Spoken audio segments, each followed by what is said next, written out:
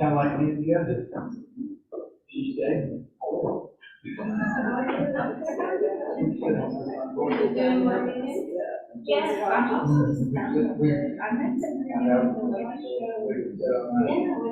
Yes.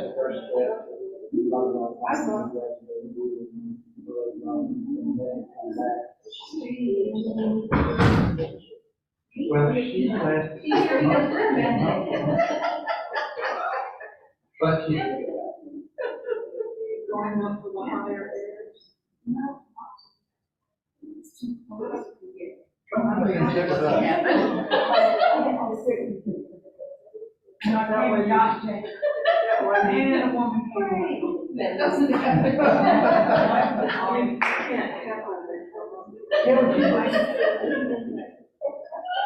I'm so sorry about that.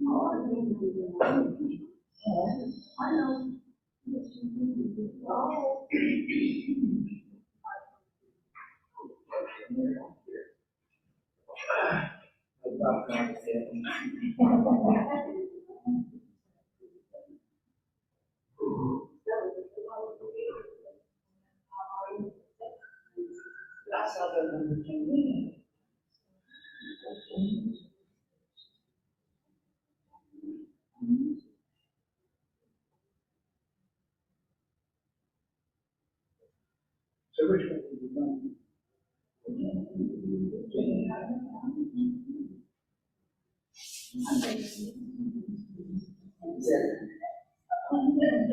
Well, we don't live in there.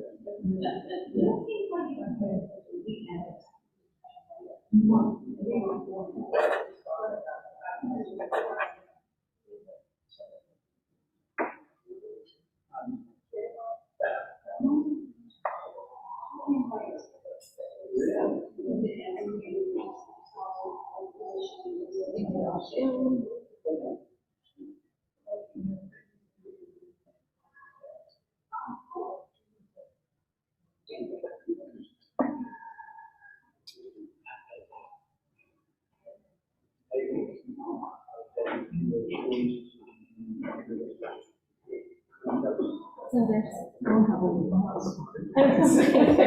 there is something called Holland. She forced me to do it. Oh, no, that's Well, I didn't, you know, I mean, I know.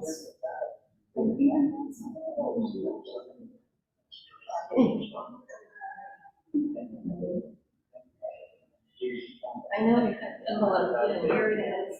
Well, that's, yeah.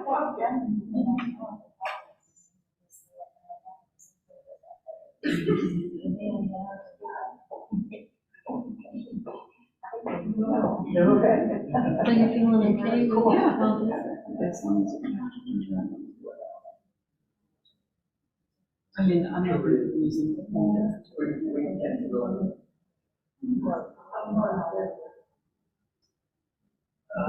no, Proud of you, but welcome to maybe a little bit. Depends on which place you're at. Definitely. So what is your?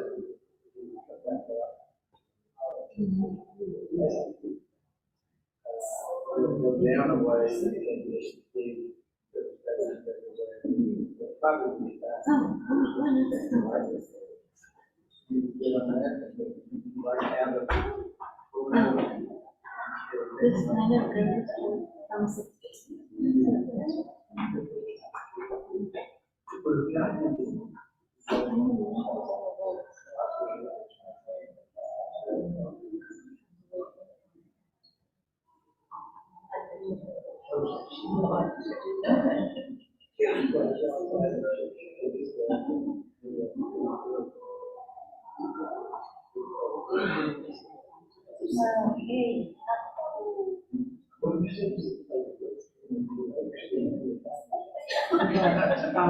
We'll swap contact. Yeah.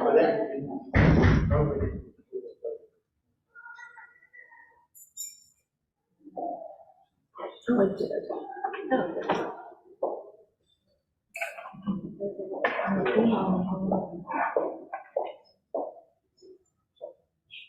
And so.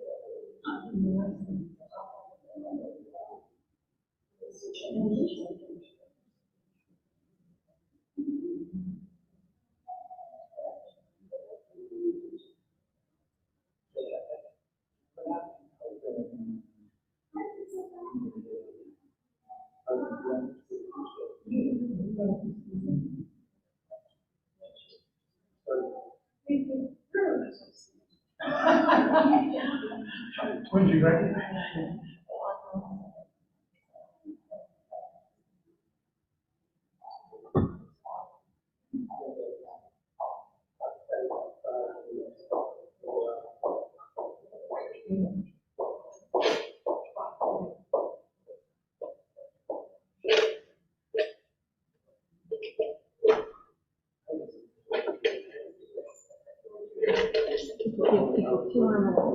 Go ahead and start.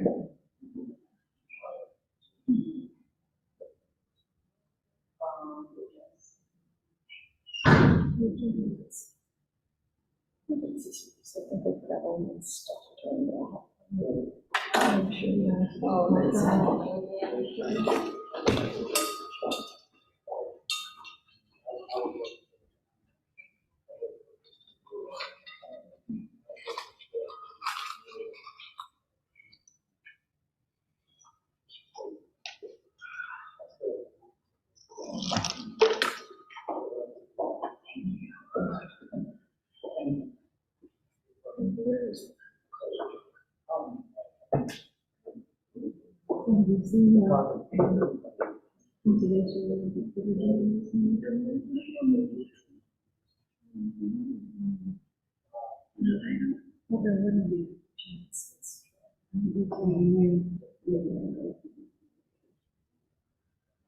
Is it new or is it really new?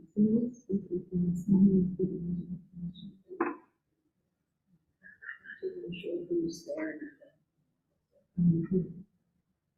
I think they have.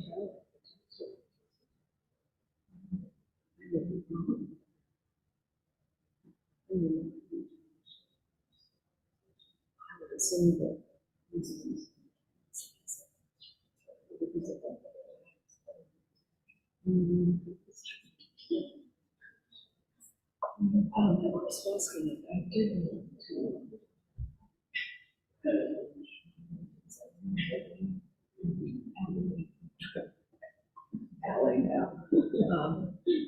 Just to see how that is changing. there some?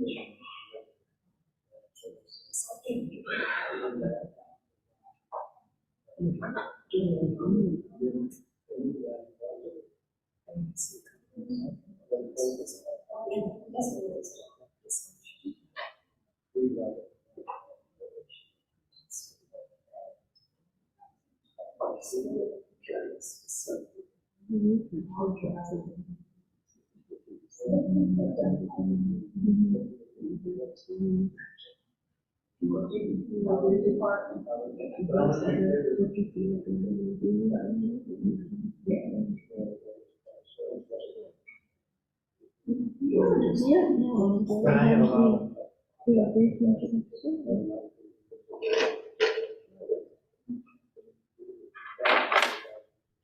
Good evening, everyone. Can you hear me okay? Yes. Great, thank you. Well, welcome, and thank you so much for coming tonight. My name's Janine Culligan. I'm the director of the Eleanor D. Wilson Museum, and I'm so happy that you're here. I do want to make sure that your cell phones have been silenced, so I'll check those. We do have people on Zoom as well, so hello to everybody out there. And again, thanks for being here. So during the pandemic, a lot happened, as we know, but one of the things that happened was we were gone, museum staff was gone for about 2.5 months. We weren't coming in on a daily basis, and during that time, there was a slow leak that just happened to occur over the 2 rolled tapestries that were being stored in the museum. And so we didn't really know until we saw puddles underneath the tapestries that there was a leak. And so then, of course, we were worried and wanted to contact a conservation person immediately. So what happened is I called an old friend, actually, at ICA, and I've been working with ICA for probably over 20 years. ICA is the Inter-Museum Conservation Association in Cleveland. So called them and asked if they had the time and the space to work on these 2 tapestries. They're quite large. If you haven't been in the museum, you'll see them in there. One is 16th century, one is 17th century. And they referred me to Jane Hammond, and Jane was able to work on these. So Jane Hammond, for those of you who don't know, is head of textiles conservation at ICA. And as I said, I've worked with them for many years, since 1999, both when they were based in Oberlin College and now in downtown Cleveland. And it's a small world. The director there now is somebody I knew when I worked in Delaware, so the art world is a very small place. But we're so honored to have Jane with us here tonight at Holland's. She'll be delivering her talk titled Splendid Threads, Considerations in Preserving the Little Theater's Renaissance Tapestries.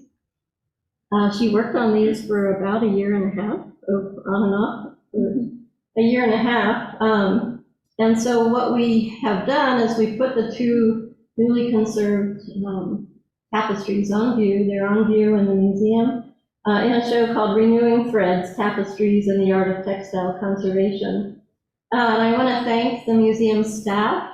Getting these tapestries, these kind of fragile tapestries on the wall, you can't just throw them up there. And luckily Jane was very helpful in telling us the best way to do that, and so we came up with this pulley system to pull the tapestries up the wall slowly and not handle them. If you want to see that, on our website you can see a time lapse of getting the 2 on the wall. So I want to thank museum staff, and I also want to thank the City of Roanoke, who has helped with funding of this and the Roanoke Arts Commission. So let me tell you just a little bit about Jane Hammond, and then I'll stop talking. As I mentioned, Jane is head of textile conservation and professional associate of the American Institute of Conservation. She is a member of the ICA professional staff with 40 years of experience. After obtaining a BFA from the University of North Carolina, Jane began her conservation training at the Cleveland Museum of Art and was a member of the conservation staff there for 5 years, working in the Department of Textiles. She began her work with ICA as an adjunct conservator, but has been a full-time textile conservator since 2012.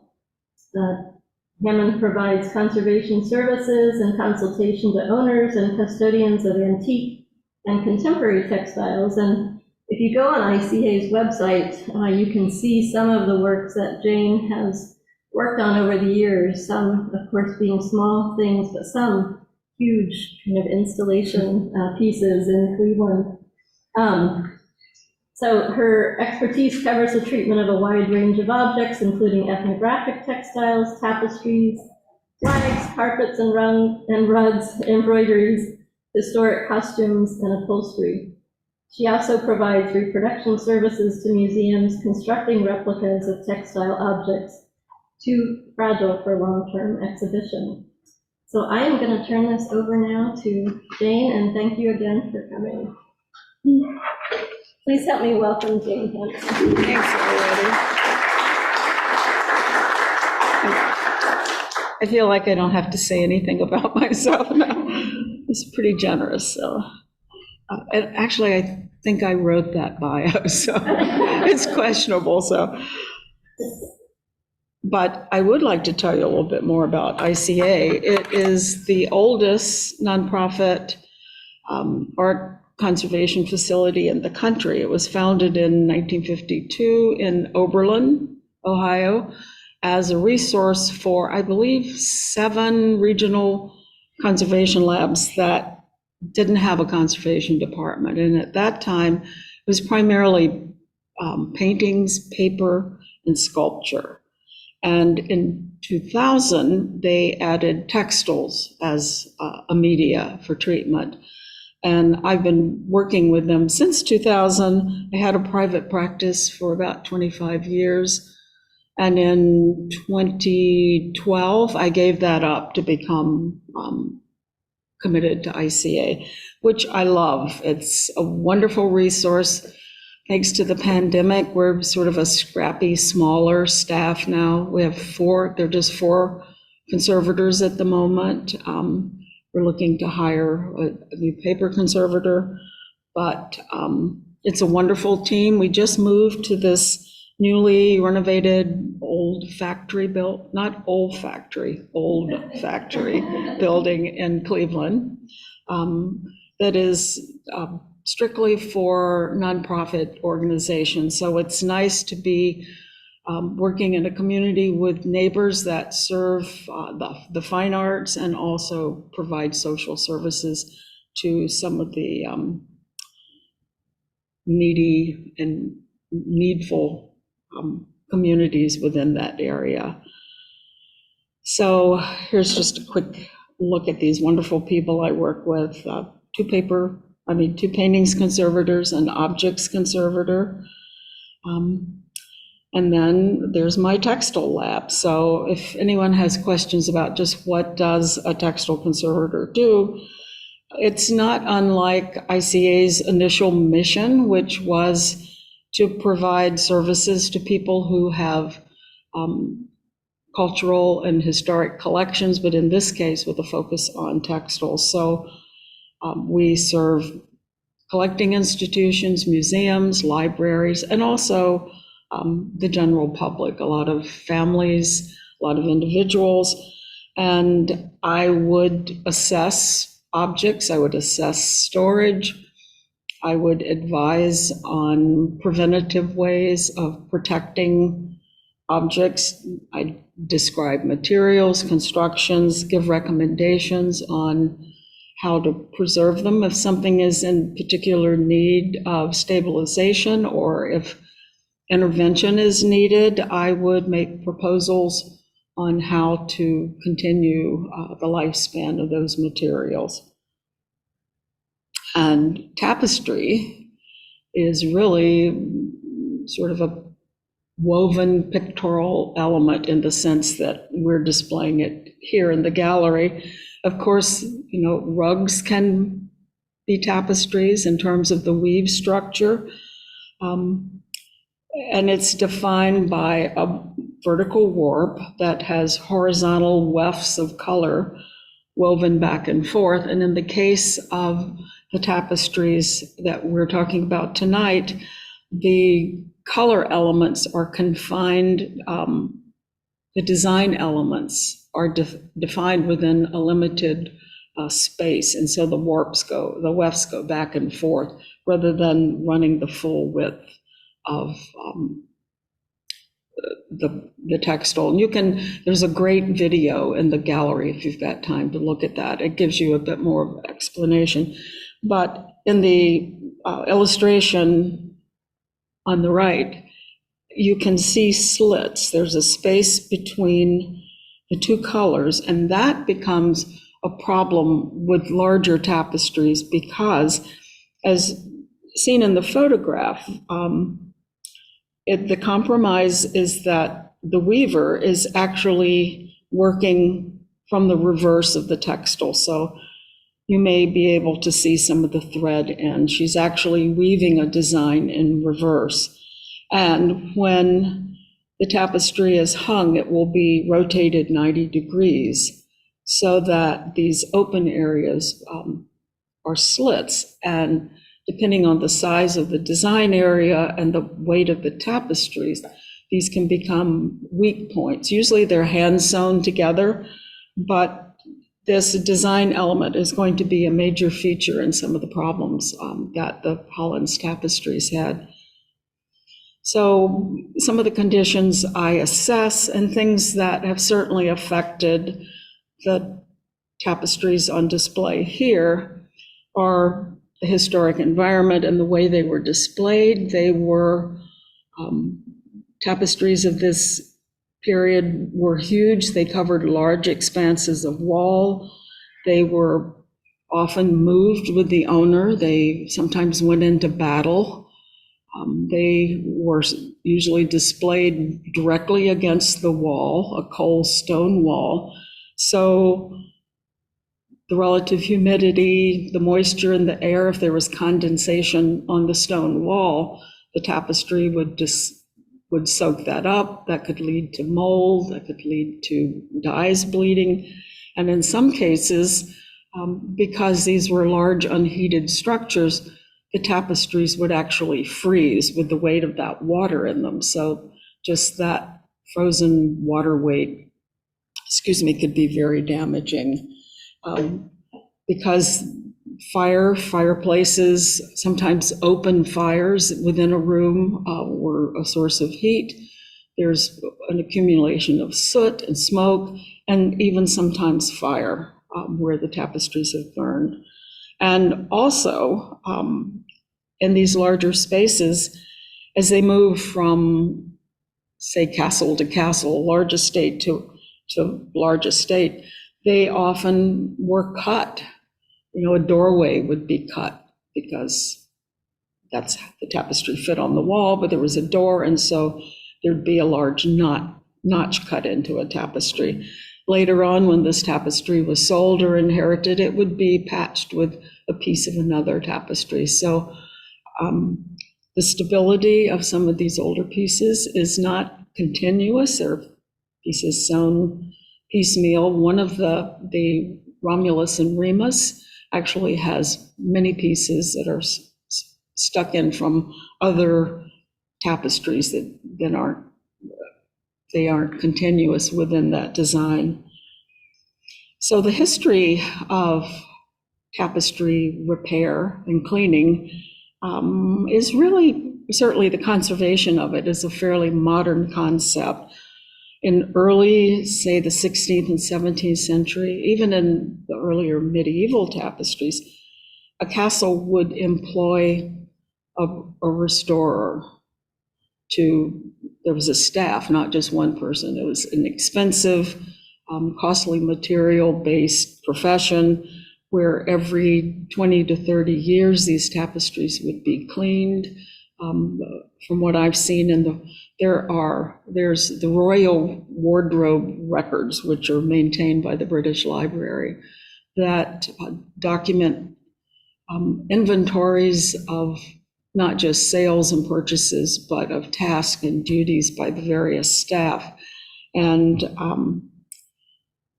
using a broom and crumbs sprinkled across the surface of these tapestries was a standard way of soaking up soot and grime and then sweeping it off. And tapestries that needed repair would have the whole area removed and it would be reworn. So it was very time-consuming, very lengthy.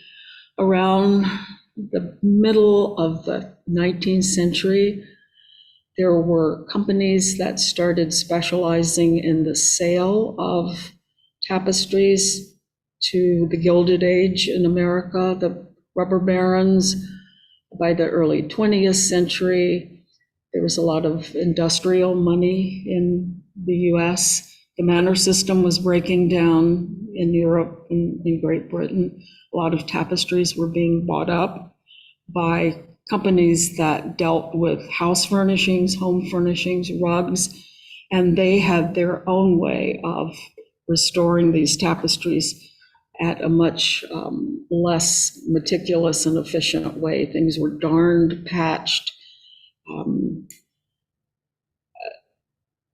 not so much wet cleaned, but areas were reworked, not very historically accurate. Colors were changed, dyes would fade differently. So there was a certain visual defacing that took place as these tapestries moved to the United States. It was really around the mid-1970s that the field of textile conservation really took root, with a focus on tapestry conservation. Now, and it's a very scientific process, as textile science has moved into that field, what would have once been a very awkward washing of a tapestry submerged in a bath. You know, you imagine something as 20 by 18 feet submerged in a vat of water in a man-made plastic-coated, put-together tub would be at risk, for bleeding, running, and just the weight of manipulating something that size was very risky to the tapestry. Now the traditional, or the standard for that, is carried out for the most part in Belgium. There are companies that specialize in cleaning of tapestries. This is pretty much a shower-like room. It's an enclosed room onto which the tapestry is laid face up. There is a perforated grid underneath it that sits above rows of vacuum machines, vacuum suction. There's padding over that grill. From up above are aerosol jets that feed distilled, purified water, conservation detergent, and other chelating agents as a mist. The vacuum pulls it through the tapestry until the water, which is monitored, this looks eye level, but actually there's a lab underneath this floor where the color of the water, the chemistry of the water is managed, and then it is flushed with clear water until the tapestry is cleaned, and then the vacuums continue to pull moisture out after the surface of the tapestry is blotted. And so what would have taken a week for a wet wool tapestry to dry is now accomplished in 8 to 10 hours, and without ever having to handle or lift a tapestry. But it's very expensive and very time-consuming in terms of preparing it for that treatment. So it certainly is not something that would have been applicable for our tapestries, although these certainly would have benefited from it.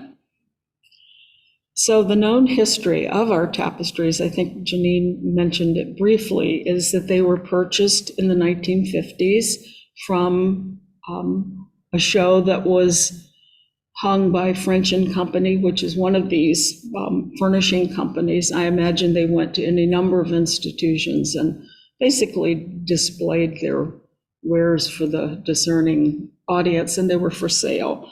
So 2 were purchased. They hung on opposing walls in the little theater until they were taken down in 1912 or 2012, wrong century, and wrapped, put in conservation storage, which is when, the unfortunate event that Janine described happened. So, and as she mentioned, they were sent to ICA after the staff here examined them. They did surface cleaning with a HEPA filter, which would remove any kind of particulate material. I think it's a .03 filter, so that would make sure that as they rolled it back up again, they weren't recontaminating the surfaces. So it was shipped to Cleveland, where we, unrolled it in our storage room and began our assessments. Now, the Hollands, or Janine, I should say Janine, it was all Janine's concern, was about the apparent mold that was on the surface of the lining, and also what appeared to be staining and bleeding, and perhaps some damage caused by the water. So that's when I began my assessment. We applied an ethanol and water solution to the areas of the tapestry that had been exposed to mold or displaying mold, just to kill any kind of bacteria. I'm losing the word for that, not to sanitize it, but to render inert, to kill the mold spores. So after that, and we felt it was safe to handle, I began an examination of the weave structure, testing for dirt, for soil, looking at the construction, making note of what seemed to be original, what seemed to be a rare manifestation of, discolor, where there was fading, and that was all put together in a condition report. And what I did find that was this was all pre-existing, was some really deeply ingrained soil in the fibers. These pieces had probably been hanging for centuries without being cleaned, deeply cleaned. And there were a lot of structural damages because the materials that were used to produce the wool and the silk, and with the wool primarily the iron-based dyes, had oxidized and become acidic and basically destroyed the fibers. So there was a powdering, a loss of, you can see within that sort of speckly, ombre, dark band. That's where dark wool has fallen out because it's so friable. And a lot of bad repairs, so the piece was not sound enough to treat and put back up without addressing those repairs. And also was the problem of support after removing this outer dust cover, which is the one that had the worst staining and soiling. It was discovered that there was a muslin support lining underneath it. And this is, you're looking at the back of the Marcus Aurelius tapestry. It was attached in rows, stitching. You can see it's quite dirty. But it really was not enough to support the tapestry itself. There are all sorts of opening slits. So it's supported in sections, but the really weak areas are continuing to sag. And on the Romulus and Remus, not a rebus, there was so much stitching that this photo on the left is a raking light of the embrittled fibers that are, it's basically just soil and dirt and stiff fibers that have taken on folds that are rigid and irreversible. So this is sewn down so heavily that under any kind of humidity fluctuations, these fibers have nowhere to go. So that means that's more potential breakage. We tested the stains. It turned out this dark discoloration, for the most part, was not really a stain. It was oxidized resin, maybe even shellac, because of the condition of these brown wools at some point in time. And this, I learned, was a common practice in sort of the quickie, rather than removing the old wool, the quick solution was to impregnate it with a resin to try to consolidate the fibers. But over time, it's become very rigid, oxidized, and now it's damaging the fibers. Wet testing, I could get some stains out, but I couldn't do that without creating a larger tide mark. So the best option was preventative conservation. So here on the right is sort of what looked like a gray cloud of mold is actually a color change in the resin where it's crystallized and powdering. And this particular area is so impregnated and brittle that it couldn't be manipulated at all. Couldn't even be touched without breaking. On the left is a section that is sort of stitched in place to the old lining. So that could never be flattened. That's a ridge that would have to remain. So that leads to the opportunity to explain the difference between conservation and restoration. Conservation, which was the focus I was applying to this, is really about preserving materials that exist now as best you can, just to ensure that they can last longer. There are some treatments that perhaps could reverse some of the acidity or the conditions that were deteriorating, but it's only going to affect the materials. It's not going to really affect the way it looked, unless perhaps you were washing something and you'd have a visual brightening, but that was not going to be the case with this piece. On the right is, and these are actually images of Marcus Aurelius from another tapestry, which I'll get to later. You can see that the color has been defined. There's some details that have been defined. On the left, there's some bridging stitches that are holding those floating warps together. But on the right, they've discreetly been filled in a bit. So visually, it's a bit more integrated. And it reads more as the artist intended that portrait to be. So the funds that were available really were to replace the lining and to do just basic remediation. And so this is an excerpt from the proposal I put together.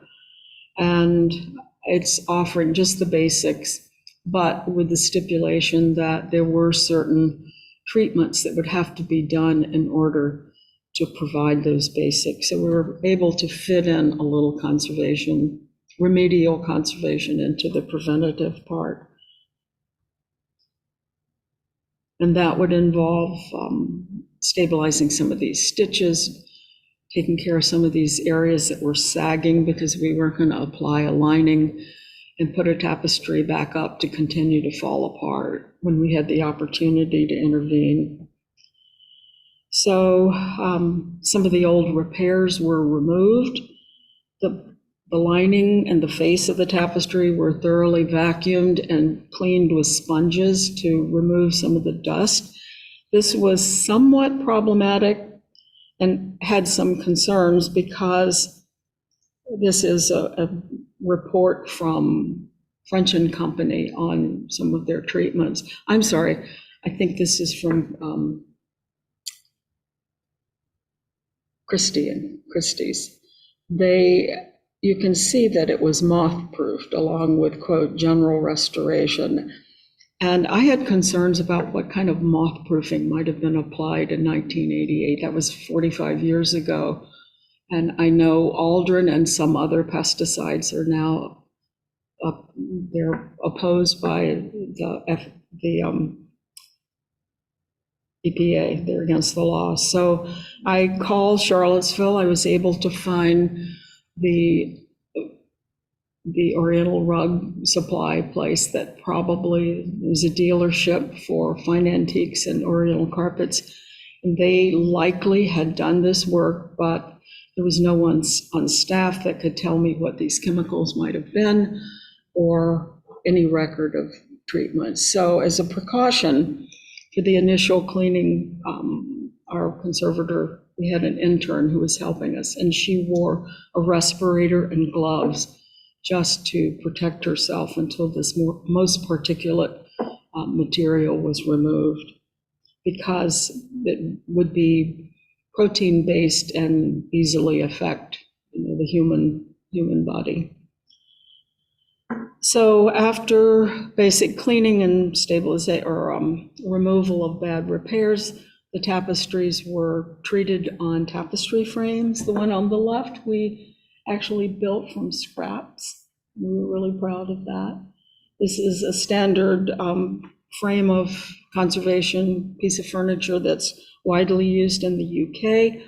It can be adapted with a central roller to sort of tent the textile so that you can get underneath and stitch, or it can be worked on flat with a curved needle. So the one on the left is Romulus and Remus, and then the tapestry you see on the right is the Marcus Aurelius. They had different types of damages that required different types of stitching. So on the right is a piece of patched in material from an unknown tapestry that was starting to pop up. There's a lot of stitching. This is a certain amount of cosmetic repair, just stabilizing and sort of realigning, restitching in place. The area around his face was so embrittled that we couldn't even sew into it. So there was a certain amount of stitching that was done around the outline of the face. There, I was able to some degree to tone the white bloom with application of a solvent, and the really bright white repairs, why they used a white thread. Why a white thread? I was able to tone out with some, because it was not original material, I was able to use some pigment-based textile marker pens to tone those. They're not hidden, but they're less conspicuous. And then on the right are some long floating stitches that actually have to go across in a pretty visible way the surface of the tapestry, but it provides support. It attaches that area, which is really weak and brittle, to the lining. And it gives a support that's otherwise not possible. So we did a test hanging after the stabilizations were done. A piece of Velcro on canvas tape was pinned to the top of the tapestry.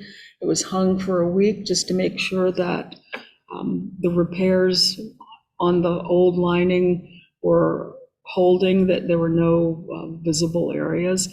It turned out on the Romulus and Remus, we discovered that there was some misalignment that we'd not noticed before, so that was addressed. A new lining was prepared. It was 3 panels of archival cotton sateen that were sewn together. They were pieced together as panels and then hung to adjust after we made sure that all the stretching it could do had taken place. It was applied to the back of each tapestry. There were, I believe, 8 rows of vertical stitching using a fairly mechanized way of, stitchment placing. The curved needle was used to sort of move the thread along. So you can see it's fairly labor intensive. And as Janice mentioned, it took 1.5 years to do all of this. If this had been a full conservation treatment, it would have been years. It could have been as many as 10 years for both of these pieces, with hundreds of hours of conservation. So the Velcro support was attached to the top of the lining. It was rehung just to make sure that things were in place. You can see on the left the difference in the color values just from surface cleaning alone. Removing that soil gave it more depth, and it restored to some degree. It really took the black filter off of it. And before sending them out the door, the final tweak was to tone out directly onto the lining any exposed areas that were showing through, because there were some spots where you could see the white lining showing through. So that was painted out to match the surrounding wool. Tapestries were rolled up, put in a box, shipped back to the college, and they're here for you to enjoy, look over if you like. And the one surprise that I wanted to mention is my evening habit before I go to bed is to sort of flip through Instagram. And one night it was like, wait a minute, that's Marcus Aurelius.